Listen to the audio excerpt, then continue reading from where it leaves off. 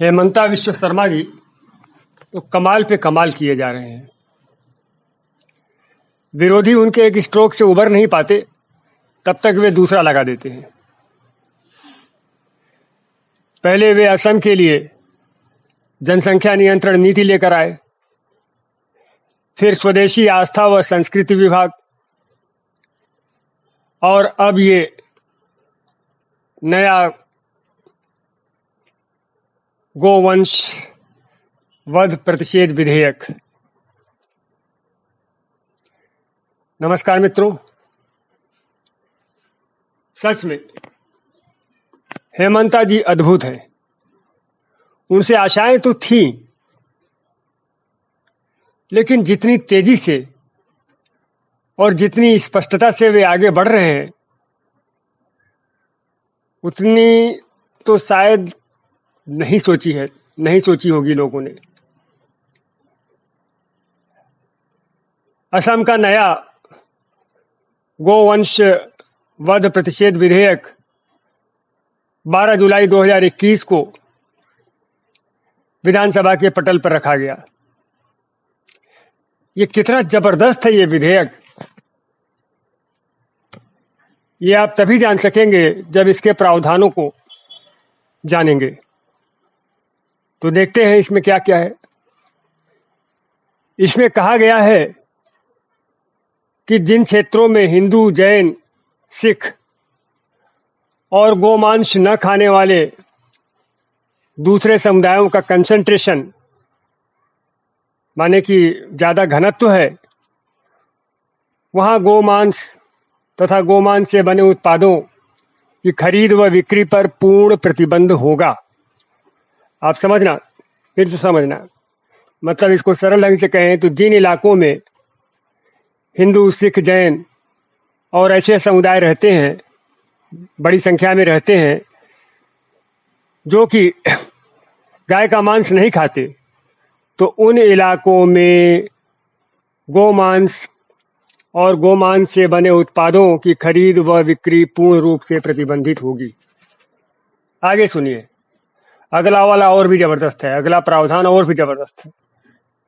इसमें कहा गया है कि मंदिर या सत्रा, है ना, असम में 17 होते हैं, तो मंदिर या सत्रा से 5 किलोमीटर के रेडियस में, 5 किलोमीटर के रेडियस में ऐसे उत्पादों के विक्रय पर प्रतिबंध होगा। अब आप समझना 5 किलोमीटर के रेडियस क्या कहलाता है। मान लीजिए कहीं मंदिर है कोई, तो 5 किलोमीटर के रेडियस का अगर आप घेरा बनाएंगे तो लगभग 32 किलोमीटर का बनता है। माने 32 किलोमीटर के घेरे में गाय के मांस और उससे बने उत्पादों की बिक्री प्रतिबंधित होगी। इस नए विधेयक का नाम भी सुन लीजिए। इसका नाम है Assam कैटिल prevention bill, Assam कैटिल prevention bill 2021। इसका उद्देश्य असम में मवेशियों के गैर कानूनी वध, उपभोग और परिवहन, इनको नियमित करना है। बता दें मित्रों, इस समय असम में असम कैटिल प्रिवेंशन एक्ट 1950 लागू है, लेकिन इसे पर्याप्त कारगर नहीं माना जा रहा है।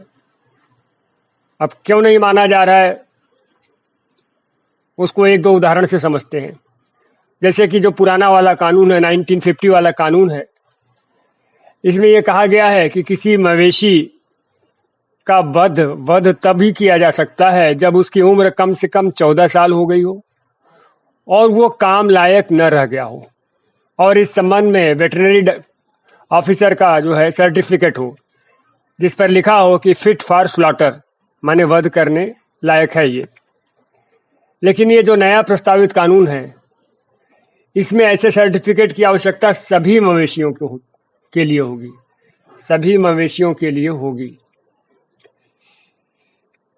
और गायों के प्रकरण में तो यह कहा गया है कि उम्र का कोई बंधन नहीं होगा। माने कि गाय की कोई भी उम्र हो, ये 14 साल वाला जो बंधन रखा गया है कि 14 से ऊपर का, तो वो भी नहीं रहेगा, उसका वध नहीं हो सकता।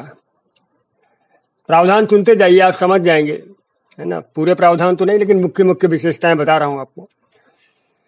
तो ये जो नया प्रस्तावित कानून है, इसमें ये भी है कि थाने का सब इंस्पेक्टर या उससे ऊपर के रैंक का जो कोई अधिकारी होगा या सरकार द्वारा अधिकृत कोई अन्य व्यक्ति, तो उसे ये अधिकार दिया गया है कि उन्हें अगर लगता है कि उनके क्षेत्राधिकार में किसी परिसर में इस अधिनियम के अंतर्गत अपराध किया गया है, तो ऐसे परिसर की वे तलाशी ले सकते हैं। ये बहुत बड़ा पावर है, बहुत बड़ा पावर है। आप जो लोग लॉ समझते हैं और जो लोग क्रिमिनल जस्टिस सिस्टम समझते हैं, वे समझ सकेंगे ये कितना बड़ा पावर है। और सुनिए, सजा के बारे में सुनिए। तो ये कहा गया है कि अगर व्यक्ति पहली बार ऐसे अपराधों का दोषी पाया जाता है तो उसे कम से कम 3 साल की सजा होगी, और जो अधिक से अधिक 8 वर्ष तक भी हो सकेगी। इसके अतिरिक्त 3 से 5 लाख रुपए का अर्थदंड भी हो सकता है। लेकिन अगर वह व्यक्ति दोबारा अपराध करता है तो सजा भी दुगनी होगी। मित्रों, इस विधेयक के पास हो जाने के बाद जो पुराना वाला कानून है वो रद्द हो जाएगा। आपको यह भी बता दें कि इस समय भारत के जिन भी राज्यों में गोवंश वध प्रतिषेध विधेयक कानून लागू हैं, उनमें असम की तरह ऐसे कोई एक्सक्लूडेड एरियाज नहीं है। एक्सक्लूडेड एरियाज जैसे कि मंदिर के चारों तरफ 32 किलोमीटर के घेरे में गाय के मांस का विक्रय नहीं हो सकेगा। इसी तरह से ऐसे इलाके जहां पर ऐसे लोगों की आबादी बड़ी संख्या में है जो कि गाय का मांस नहीं खाते, उस इलाके में गोमांस का क्रय विक्रय नहीं हो सकेगा। तो ये जो एरिया चिन्हित किए गए हैं, ऐसे चिन्हित एरिया जो है भारत में लागू अन्य कानूनों में नहीं बनाए गए हैं। तो मतलब पूरे भारत के कानूनों से तुलना करें तो भी आप समझ सकते हैं कि कितना विशिष्ट है ये कानून। मतलब कानून नहीं अभी कहेंगे, अभी प्रस्तावित कानून है। अब इसकी प्रक्रिया भी सुन लीजिए। खास करके कांग्रेस और AIUDF की प्रतिक्रिया आई है। कांग्रेस के देवव्रत सैकिया, इन्होंने कहा कि 5 किलोमीटर के रेडियस वाली जो बात है ये समस्या पैदा करने वाली है। सैकिया जी की बात सुनिए, आप फिर से सुनिए।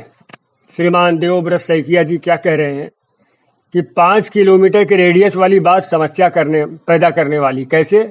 कह रहे हैं कि आप एक पत्थर रख दीजिए और कहीं भी मंदिर खड़ा कर दीजिए। ये एक भ्रामक प्रावधान है, इससे सांप्रदायिक तनाव बढ़ेगा। बताइए, इससे सांप्रदायिक तनाव बढ़ेगा। माने कि अगर गाय के मांस का क्रय विक्रय करने से रोका जाएगा तो सांप्रदायिक तनाव बढ़ेगा। अच्छी बात है। और सुनिए, अब AIUDF के अमीनुल इस्लाम क्या कहते हैं? कहते हैं ये विधेयक मुसलमानों की भावनाओं को चोट पहुंचाने के लिए लाया गया है। मेरे तो नहीं समझ में आता कि मुसलमानों की भावना कैसे जो है इससे आहत हो जाती है। मतलब उनको गाय का मांस, है ना, गाय नहीं काटने दिया जाएगा तो उनकी भावना आहत हो जाएगी। आगे बढ़िए।